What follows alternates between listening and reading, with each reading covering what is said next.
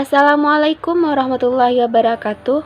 Baiklah, pada kesempatan kali ini saya akan mempresentasikan proposal penelitian saya pada mata kuliah seminar akuntansi. Dosen pengampu yaitu Ibu Sandra Ayu. Judul yang saya ambil dalam penelitian ini adalah Analisis Penerapan Akuntansi Syariah berdasarkan PSAK 102 pada pembiayaan murabahah di PT Bank Mandiri Syariah Padang. Sebelumnya perkenalkan, nama saya Melia Gusni, NIM 1816040038. Pada proposal ini ada bab 1 yaitu pendahuluan. Di dalam pendahuluan terdapat yang pertama yaitu latar belakang, yang kedua manfaat penelitian, yang ketiga rumusan masalah, dan yang keempat tujuan penelitian. Selanjutnya pada bab 2 yaitu tinjauan literatur terdapat yang pertama teori-teori variabel, yang kedua penelitian terdahulu, yang ketiga tentang kerangka konsep. Selanjutnya bab 3 yaitu metode penelitian, terdapat yang pertama desain penelitian, yang kedua operasional variabel, yang ketiga sumber data dan teknik pengumpulan data, dan yang keempat analisis data. Nah, yang pertama kita akan bahas dulu tentang bab 1 yaitu pendahuluan. A. Latar belakang. Perkembangan perekonomian yang semakin kompleks tentunya membutuhkan ketersediaan dan peran serta lembaga keuangan. Kebijakan moneter dan perbankan merupakan bagian dari kebijakan ekonomi yang diarahkan untuk mencapai sasaran pembangunan. Oleh sebab itu, peranan perbankan dalam suatu negara sangat penting. Berdasarkan data Bank Indonesia, dalam statistik ekonomi dan keuangan, perbankan dikelompokkan ke dalam dua kelompok besar yaitu bank konvensional dan bank syariah. Perbankan syariah menjalankan sistem operasionalnya dengan memberlakukan sistem bagi hasil dan berbagi risiko dengan nasabahnya, yang memberikan penjelasan atas setiap perhitungan keuangan atas transaksi yang dilakukan, sehingga akan meminimalisir kegiatan spekulatif dan tidak produktif.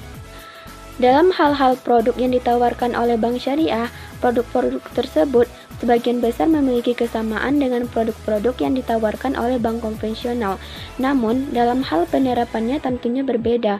Hal ini dikarenakan adanya perbedaan prinsip antara keduanya.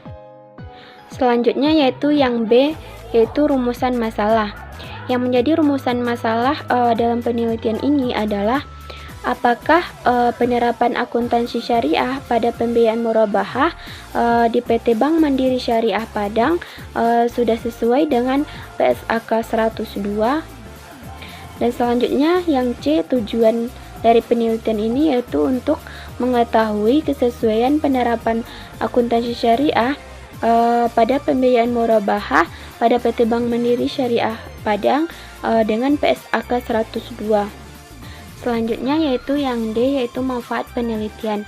Yang pertama bagi penulis, yaitu memperluas pengetahuan penulis tentang perbankan syariah, terutama yang berkaitan dengan pembiayaan murabahah untuk perbankan syariah.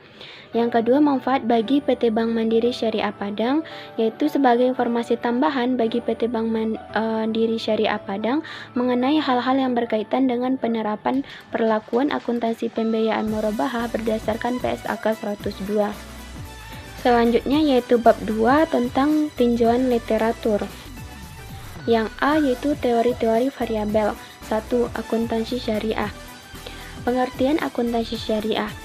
Akuntansi syariah dapat diartikan sebagai suatu teknik dari suatu pencatatan, penggolongan, perlaporan, dan menganalisa data keuangan yang dilakukan dengan cara tertentu dan ukuran moneter yang dapat digunakan dalam pengambilan keputusan ekonomi perusahaan dengan menggunakan aturan-aturan Islam yang terkandung dalam Al-Quran dan As-Sunnah. Yang B yaitu konsep dasar akuntansi syariah. Konsep dasar atau basic concept atau basic feature, disebut juga asumsi atau postulat, adalah aksioma atau pernyataan yang tidak perlu dibuktikan lagi kebenarannya karena secara umum telah diterima kesesuaiannya dengan tujuan laporan keuangan dan menggambarkan lingkungan ekonomi, politik, sosial, dan hukum di mana akuntansi beroperasi. Ia diturunkan dari tujuan laporan keuangan, berfungsi sebagai fondasi bagi prinsip-prinsip akuntansi. Selanjutnya yang C yaitu prinsip dasar akuntansi syariah. Ada 4, yang pertama yaitu prinsip pengungkapan penuh, yang kedua prinsip konsistensi, dan yang ketiga prinsip dasar akrual, dan yang keempat prinsip nilai tukar yang sedang berlaku. Selanjutnya yang kedua yaitu konsep perbankan. Yang A, pengertian bank konvensional dan bank syariah. Bank yang bersifat konvensional adalah bank yang dalam pelaksanaan operasionalnya menjalankan sistem bunga. Sedangkan bank yang bersifat syariah adalah bank yang dalam pelaksanaan operasionalnya menggunakan prinsip-prinsip syariah Islam. Bank syariah adalah lembaga keuangan yang menghimpun dana dari masyarakat dan menyalurkannya kembali kepada masyarakat berdasarkan prinsip-prinsip syariah Islam, yaitu berlandaskan Al-Quran dan hadis. Selanjutnya yang B yaitu sejarah dan perkembangan bank syariah di Indonesia.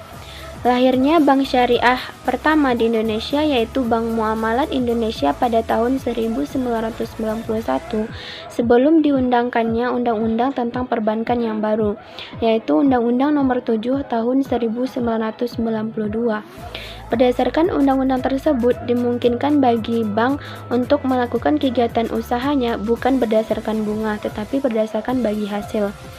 Setelah Undang-Undang Nomor 10 Tahun 1998, secara tegas disebutkan kemungkinannya pendirian bank berdasarkan prinsip syariah dan dimungkinkannya bank konvensional untuk memiliki Islamic Windows dengan mendirikan unit usaha syariah. Sejak waktu itu, Indonesia menganut dual banking system, yaitu sistem perbankan konvensional dan sistem perbankan syariah. Selanjutnya yang C yaitu perlakuan akuntansi murabahah berdasarkan PSAK 102.